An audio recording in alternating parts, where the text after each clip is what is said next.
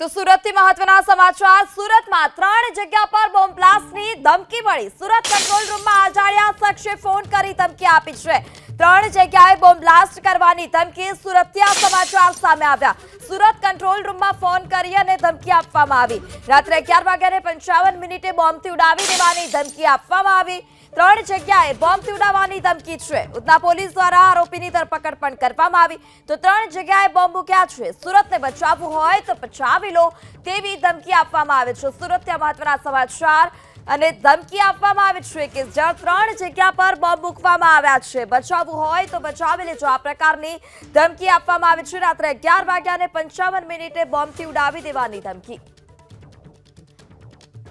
વધુ માહિતી સાથે સંવાદદાતા ધનરાજ પણ આપણી સાથે જોડાયા છે ધનરાજ પાસેથી વધુ માહિતી લઈશું જી ધનરાજ જે પ્રકારે ધમકી આપવામાં આવે છે એકની ધરપકડ પણ કરી દેવામાં આવે છે શું વધારે માહિતી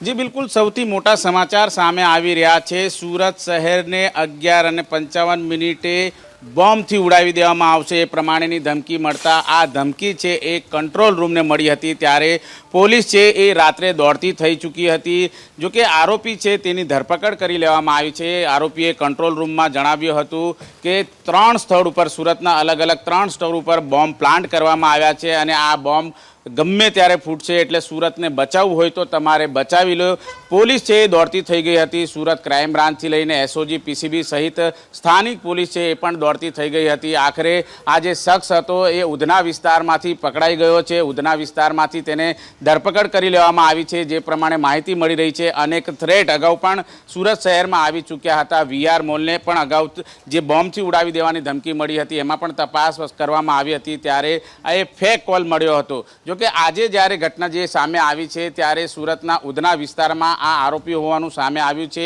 અને ઉધના પોલીસે આ આરોપીની ધરપકડ કરીને વધુ પૂછપરછ કરવામાં આવી રહી છે અત્યારે આરોપીની પૂછપરછ કરતા અત્યારે હાલ જણાવવામાં આવી રહ્યું છે કે શા માટે આ ધમકી આપવામાં આવી હતી એની પણ તપાસ કરવામાં આવી રહી છે 12 વાગે પોલીસ કમિશનર અથવા તો ઉધના પોલીસ આ સમગ્ર બાબતે પડદો ઉચકી શકે એવી શક્યતાઓ છે પરંતુ જે રીતે સુરતમાં અનેક થ્રેટ આવી રહી છે અને અન્ય એક થ્રેટ સામે આવી હતી જેમાં અલગ અલગ જગ્યા ઉપર 3 બોમ્બ પ્લાન્ટ કરવામાં આવ્યા છે સુરતને બચાવવું હોય તો બચાવી લો એ પ્રમાણેનો કંટ્રોલ રૂમને ફોન આવતા કંટ્રોલ રૂમે તાત્કાલિક ધોરણે જે ઉધના પોલીસ સહિત અનેક એજન્સીઓને જાણકારી આપી હતી અને ત્યારબાદ રાત્રિના સમયગાળા દરમિયાન જે સઘન ચેકિંગ કરવામાં આવ્યું હતું મોબાઈલ સર્વેલન્સના આધારે આરોપી સુધી પહોંચવામાં સફળતા મળી હતી ત્યારે આરોપીને દબોચી લેવામાં આવ્યો છે અને તેની કડક પૂછપરછ અત્યારે હાલ કરવામાં આવી રહી છે આરોપીએ શા માટે આ પ્રમાણેની ધમકી આપી હતી કોના કેવા પર ધમકી આપી હતી શું હતા તેના કારણો તમામ બાબતની અત્યારે હાલ છણાવટ કરવામાં આવી રહી છે ત્યારે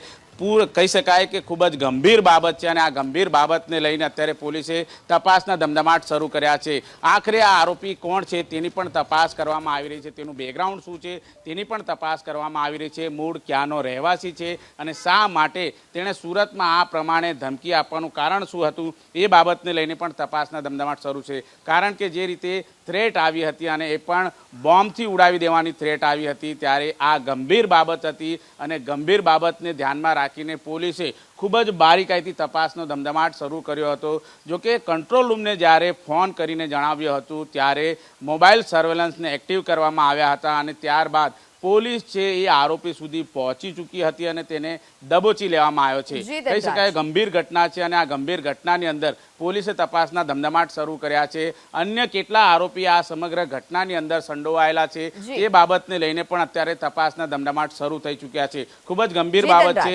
પોલીસને ધમકી આપી એ પણ કંટ્રોલ રૂમમાં પોલીસને ફોન કરીને ધમકી આપી અને જી ધનરાજ આપ અમારી સાથે જોડાયા તે બદલ આપનો આભાર